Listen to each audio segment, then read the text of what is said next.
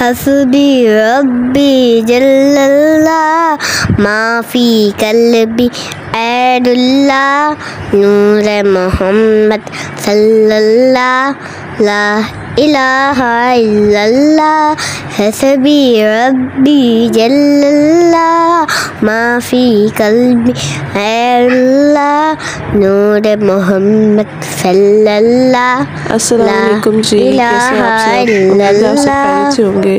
तो मेरे तमाम दोस्तों को शब कदर की बहुत ज़्यादा मुबारक हो। हम लोग बड़े खुश नसीब हैं कि अब हमें अल्लाह ताला ने फिर एक बार मौका दिया है कि हम सब अपने अपने गुनाहों को बख्शवा लें। हम इंसान हैं, बड़े गुनाहगार हैं, बड़े ख़ताकार हैं। हम जानते पूछते हुए भी और अनजाने में भी पता नहीं कितने गुनाह कर लेते हैं, लेकिन फिर भी वो तो अल्लाह है ना, माफ़ कर देने वाला, अपने बंदों से बहुत ज़्यादा मोहब्बत करने वाला। तो वो तो हमें मौके देते रहते हैं ताकि हम लोग तौबा करें, अपने गुनाहों को बख्शवा लें।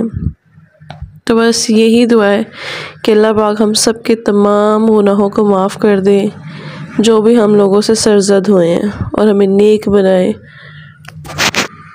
आमीन सुम्मा आमीन। अच्छा, मुझे इस दफ़ा इतना फ़ील हो रहा था, इतना ज़्यादा फ़ील हो रहा था कि मैं बता नहीं सकती। पिछले साल आज के दिन पे जो मेरे पापा थे वो ज़िंदा थे, और ये उनकी ज़िंदगी की आखिरी जो था पिछले साल का शब कदर जो थी वो उनकी ज़िंदगी की आखिरी थी। मेरे पापा की डेथ जो है वो ईद के 10 दिनों बाद हो गई थी। मतलब ईद हुई थी तो ईद के 10 दिन बाद ही जो है उनको फॉलिज का अटैक आ गया था और वो हॉस्पिटलाइज हो गए थे। हॉस्पिटल में वो बस 3 से 4 दिन रहे हैं, उसके बाद बस वो फिर फौत हो गए थे। तो मुझे इसलिए इस दफ़ा बहुत ज़्यादा महसूस हो रहा था, यही मेरे दिल में बार बार आ रहा था कि देखें अल्लाह पाक किस तरह से इंसान को कुछ पता नहीं होता कि कब उसकी ज़िंदगी में आखिरी दिन चल रहे हैं, आखिरी लम्हात चल रहे हैं, आखिरी इबादत की रातें चल रही। तो बस मेरी तो यही दुआ है कि अल्लाह पाक मेरे पापा को जन्नतुल फिरदौस में आला से आला मकाम अता करें। मेरे पापा बहुत अच्छे थे, बहुत ज़्यादा अच्छे थे, जितनी तारीफ़ की जाए उतनी कम है। उन्होंने सारी ज़िंदगी बहुत ज़्यादा अपनी औलाद के साथ की है, सारी ज़िंदगी बहुत ज़्यादा मेहनत की है, लेकिन बस अफसोस यही रह जाता है कि उन्होंने तो बहुत कुछ किया अपनी औलाद के लिए, लेकिन औलाद उनके लिए कुछ भी नहीं कर पाई। और सबसे ज़्यादा जो तकलीफ़ दे बात भी है ना, वो यही होती है कि जब ये चीज़ जहन में आती है कि हम तो कुछ कर ही नहीं पाए, हमें तो अल्लाह ने मौका ही नहीं दिया उनके लिए कुछ भी करने का। तो बस मेरी यही दुआ है कि अब मेरे पापा जहाँ भी हों बहुत सुकून में रहें। आमीन। अच्छा, यहाँ मेरी जो है बेटियाँ दोनों को मैंने बिठाया था, दोनों आए तो माशाल्लाह से नमाज़ पढ़ रही थी पूरी। आयरा ज़रा सीरियस नहीं हो रही थी, बिठाया तो था मैंने आयरा को, लेकिन वो उठ के चली गई थी। लेकिन आयत माशाल्लाह से बैठी रही है, जब तक मैं बैठी रही हूँ तब तक मेरी बेटी भी बैठी रही है। तो बस अल्लाह पाक मेरी बेटी के नसीब बहुत अच्छे करे, मेरी बेटियों को अल्लाह पाक नेक बनाए। आमीन। और इस दिन के सदक़े, इस मुबारक रात के सदक़े जितने भी लोग परेशान हैं, मुश्किलात में हैं, तंगी में हैं, अल्लाह पाक सबकी परेशानियों को दूर करे। जिनके वालिदैन हयात हैं उन्हें लंबी ज़िंदगी दें, जिनके वालिदैन इस दुनिया से रुखसत हो गए हैं अल्लाह उनकी मग़फ़िरत फरमाए। आमीन। यहाँ पे जो है हम लोग फ्री सैरी वगैरह करके फिर सो गए थे। फिर यहाँ मैंने आयत को सुबह उठाया उठा के इसको स्कूल के लिए बस रेडी किया।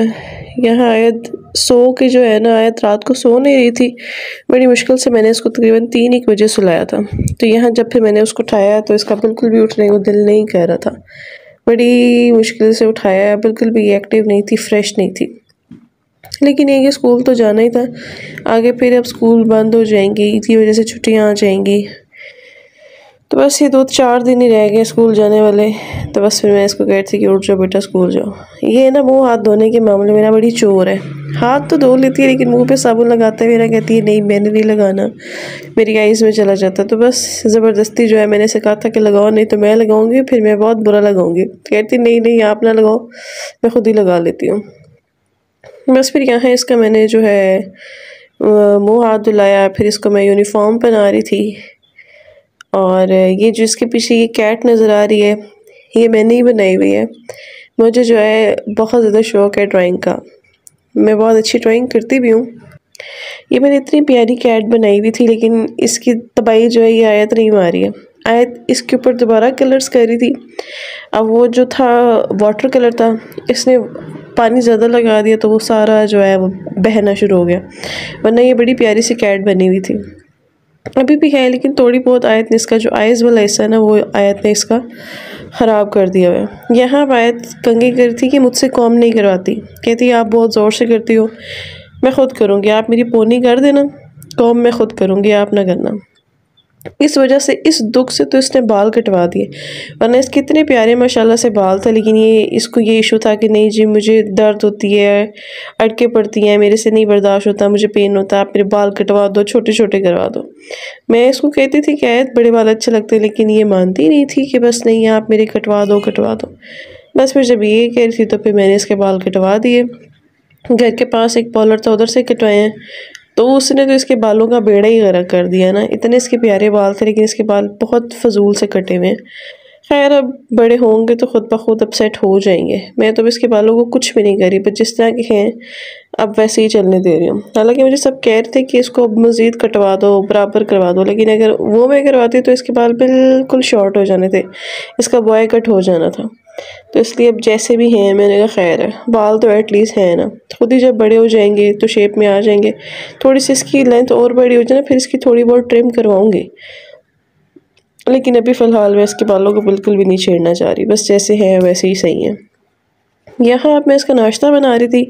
अच्छा, हम लोगों का तो रोज़ा होता है, तो अब रोज़े की वजह से ना कुछ भी प्रॉपर बन नहीं पाता, मतलब या तो फिर अफ्तारी की चीज़ें बनती हैं या सहरी की चीज़ें बनती हैं। सहरी में मैं तो बिल्कुल सालन वगैरह कुछ भी नहीं खाती, मैं दही खा लेती हूँ या चाय, इसके अलावा मैं सालन नहीं खाती।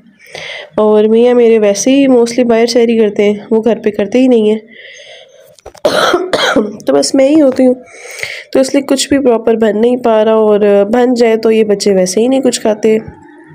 आयत का तो यही है कि ब्रेड दे दो, कभी ब्रेड पे जैम लगा दो, कभी एग लगा दो, कभी ये चॉकलेट लगा दो, कभी क्या। तो बस आज मैंने इससे पूछा कि क्या नाश्ता करना, तो उसने ये कहा कि मुझे आप न्यूटेला लगा दो, और खाती भी सिर्फ ये एक स्लाइस है, वो भी बहुत मुश्किल से। अच्छा, आप सबके बच्चे भी खाने पीने में इतनी चोर है, मेरी तो बच्ची बहुत ज़्यादा चोर है खाने पीने में, ज़बरदस्ती। इसको इस मामले में मैं बहुत ज़्यादा स्ट्रिक्ट हूँ, मुझे तो मारना भी पड़ता ना सुबह सुबह, तो मैं तो पिटाई कर देती होती हूँ, लेकिन भूखे पेट नहीं जाने देती। भूखे पेट बच्चे जाएंगे तो क्या पढ़ेंगे, भूख लगी हो तो वैसे ही दिमाग नहीं चलता, दिमाग नहीं चलेगा तो जो टीचर पढ़ाएगी वो कुछ भी ये पिक नहीं कर पाएगी। इसलिए मैं तो इसको ज़बरदस्ती जो है कुछ ना कुछ खिलाती ही पिलाती हूँ, इसकी मर्ज़ी का ही खिला देती हूँ, इसे पूछ पूछ के कि बेटा ये खा लो वो खा लो, लेकिन इसको खिला देती हूँ। यहाँ मैं इसके लिए अब दूध डालने लगी थी। दूध में भी अब बच्चों के नखरे हैं। दूध में जी इसको ये इशू है कि दूध तो मैं पी लूँगी लेकिन मिलाई ना है, मिलाई ज़रा सी भी, कुछ लोग मलाई कहते हैं, हम मलाई कहते हैं, तो इसको ये इशू है कि जी बिल्कुल भी आएगी तो मैं नहीं पीऊँगी, मैं छोड़ दूँगी, मुझे मलाई अच्छी नहीं लगती। तो यहाँ अब इसके लिए मुझे दूध को छानना पड़ रहा था कि मैं छान के इसको दे दूँ, लेकिन ये पी ले। खैर यहाँ मैंने इसको नाश्ता दिया। अब लंच की भी इसने मुझसे डिमांड की कि आप मुझे फ़्राइज़ बना के दे दें। फिर मैंने इसको जो है इसके लिए फ़्राइज़ बनाई। हालांकि मैं फ़्राइज़ के मामले में खुश नहीं होती हूँ, पता है क्या, जब तक इसने लंच करना होता है ना तब तक बहुत ज़्यादा टाइम हो जाता है। मतलब अभी टाइम था 7:30 का, 7:30 बजे मैं इसके लिए बना रही हूँ, और इसने खाना जो है वो तकरीबन 10:30-11 बजे इसने खाना है। तो तब तक वो बिल्कुल ठंडे से हो जाते हैं, और ठंडी फ्राइज़ हो तो वो ऑयल भी छोड़ने लग जाती है। तो मैं इसको कहती हूँ कि बेटा घर आके खा लिया करो, लंच में कुछ और लेकर जाया करो, पर ये मानती ही नहीं है कि नहीं मैं खा लूँगी, खैर है मैं ठंडे ही खा लूँगी, पर आप बना दो। फिर मैं बना देती हूँ कि जब इसी ने खाना है, इसको कोई इशू नहीं है, तो फिर खाती रहे। क्योंकि इसके अलावा जब मैं अपनी मर्ज़ी से कुछ दूँ ना तो ये वैसे ही बचा के आती है, कुछ भी नहीं खाती है। तो फिर इसलिए इस जो स्कूल की टाइमिंग होती है ना उसमें मैं इसकी बात मान लेती होती हूँ चुप करके। वैसे जब स्कूल से आ जाती है उसके बाद ये कुछ भी कहे फिर मैं अपनी ही मर्ज़ी करती हूँ कि जो मैंने देना होता है वही देती हूँ, कि जो मर्ज़ी कहती रहे फिर नहीं देती।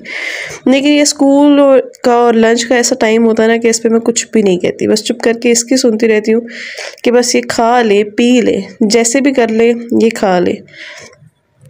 तो खैर यहाँ इसको जो है मैं नाश्ता करवा रही थी। ये इसको मैं उठाती हूँ तकरीबन 6:45 के राउंड अबाउट मैं इसको उठाना शुरू कर देती हूँ।